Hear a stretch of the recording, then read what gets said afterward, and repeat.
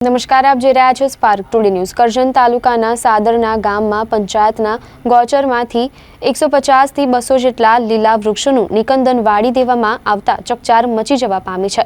ગામના ભરથાલી રોડ તરફ આવેલા પંચાયતના ગૌચરમાંથી પંચાયતની જાણ બહાર લીલા વૃક્ષો કાપી સબૂત નાશ કરવા માટે જેસીબી દ્વારા વૃક્ષોના ઠળિયા પણ કાઢી નાખવામાં આવતા ગામના જાગૃત નાગરિકે લેખિતમાં ઉચ્ચ કક્ષાએ રજૂઆત કરતા ખળભળાટ મચી જવા પામ્યો છે। એક તરફ લોકો પર્યાવરણની જાળવણીને લઈ વૃક્ષારોપણ કરી રહ્યા છે, બીજી તરફ પોતાના સ્વાર્થને લઈ વૃક્ષોનું નિકંદન વાળી રહ્યા છે।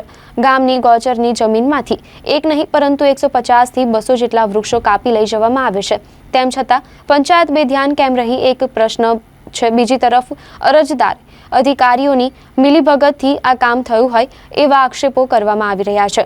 એક સાથે ગૌચરમાંથી મોટી સંખ્યામાં વૃક્ષો કપાય અને સગે વગે થઈ જાય છે તો આના માટે જવાબદાર કોણ, જેને લઈ જાગૃત નાગરિકે લેખિતમાં ફરિયાદ કરી તપાસની માંગ કરી છે। તંત્ર આ બાબતે ઊંડાણથી તપાસ કરે એવી સ્થાનિકો માંગ કરી રહ્યા છે। એ બાબતે તો જો મને કોઈ જાણ છે નહીં। હા, 1.5 વર્ષ પહેલાં એ લોકોએ પરમિશન માંગી હતી, પણ પંચાયતમાંથી પરમિશન આપી નથી ઝાડ કાપવાની, અને એના એક પણ પૈસા અમારી પંચાયતમાં અમે જમા દીધા નથી। તો જે આ ઝાડ કપાયા છે એ બાબતે તમને ખ્યાલ ખરો કે કોને કાપ્યા, શું? ના, એ પણ કોઈ જ અમને ખ્યાલ નથી અને અમને કોઈ જાણ નથી કે કોને કાપ્યા છે અને ક્યારે કાપ્યા છે। પંચાયત તરફથી મંજૂરી આપવામાં આવેલી? ના, પંચાયત તરફથી કોઈ પણ મંજૂરી આપી નથી। આ ઝાડવા છેલ્લા 6 મહિનાથી કપાયા હતા। 6 મહિના પહેલાં આ રોડની પેલી સાઈડનું ગોચર ભરથાલીવાળા રસ્તે તે ગામના લોકોને એવું કહેલું વન વિભાગ અધિકારી બોડાના ફોરેસ્ટરે કે ભાઈ અમને પરમિશન મળી જશે ને અહીંયા કે વનીકરણ કરવાનું છે અને આ ઝાડ કાપી અને સાફ કરીને અમે નીલગીરીઓ રોપવાના છે। પછી ત્યાર પછી ચોમાસા પછી પાછું આ સાઈડનું રોડની આ સાઈડનું ગોચર ચાલુ કર્યું કાપવાનું। ત્યારે બી અમને એવું કીધું ગામના ભોળા માણસોને બધાને કે ભાઈ આ મંજૂરી મળી ગઈ છે ને ઠરાવ છે ને અમારે આ કાપીને સાફ કરીને અહીંયા આગળ નીલગીરી કરવાની છે, સરકાર તરફથી મંજૂરી મળેલી છે। તો અમે તપાસ કરવાથી અમને જાણવા મળ્યું કે કોઈ જાતનો ઠરાવ થયો નથી અને કોઈ જાતની સરકારશ્રી તરફથી મંજૂરી મળી નથી।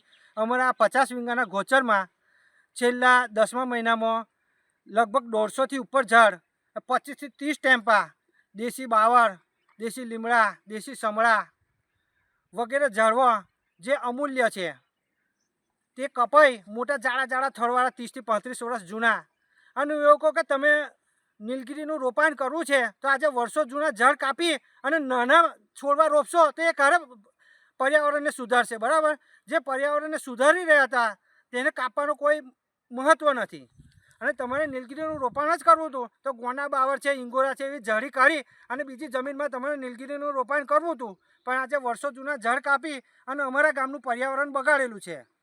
આ બાબતે તમે રજૂઆત કરી કોઈ જગ્યાએ? આ બાબતની રજૂઆત જ્યારે મેં 27/10/2024ના દિવસે ટેમ્પો પકડ્યો હતો, ટેમ્પાને રોક્યો હતો અહીંયા આગળ કટિંગ કરીને ભરાયા પછી, તે મેં 100 નંબર પર ફોન કર્યો તો 100 નંબરે અમને જણાવ્યું વડોદરા પોલીસ કંટ્રોલ રૂમમાં, તો કહ્યું કે પ્રવીણસિંહ રાઠવાનો કોન્ટેક્ટ કરો। તો પ્રવીણસિંહ રાઠવાને કોન્ટેક્ટ કર્યો તો પ્રવીણસિંહ રાઠવાએ એવું કીધું કે હું આવું છું, તું ટેમ્પો જવા ના દેતો ડ્રાઈવરને અને લાકડાના વેપારીને। તો એ ટેમ્પો રોકાઈ દીધો, ટેમ્પાને લોક કરીને વેપારીને ડ્રાઈવર જતા રહ્યા। ત્યાર પછી હું ઘરે ગયા પછી ટેમ્પો લઈને એ લોકો ભાગી ગયા, 7:30 વાગે સાંજે। તો મેં પ્રવીણસિંહ રાઠવાને ફોન કર્યો કે ભાઈ તમે ના કીધું તો બી આ લોકો ટેમ્પો લઈને ભાગી ગયા છે ભરથાલીવાળા રસ્તે, તમે એની અટકાયત કરો। તો પ્રવીણસિંહ રાઠવાએ અમને ઉદ્ધતભરો જવાબ આપ્યો ગુસ્સે થઈને કે ભાઈ એ બધી જવાબદારી મારી મેં નહીં હતી, તમે મામલતદારને જાણ કરો। તો મામલતદારને અમે એટલા માટે જાણ નથી કરી શક્યા કે તે દિવસે હતો રવિવાર અને મામલતદાર સાહેબ હતા નહીં, મોદી સાહેબ આવવાના હતા એટલે બધા ત્યાં હતા। આ બાબતે લેખિતમાં કોઈ રજૂઆત કરી? આ બાબતે લેખિતમાં અમે બધી જ કચેરીમાં રજૂઆત કરી છે।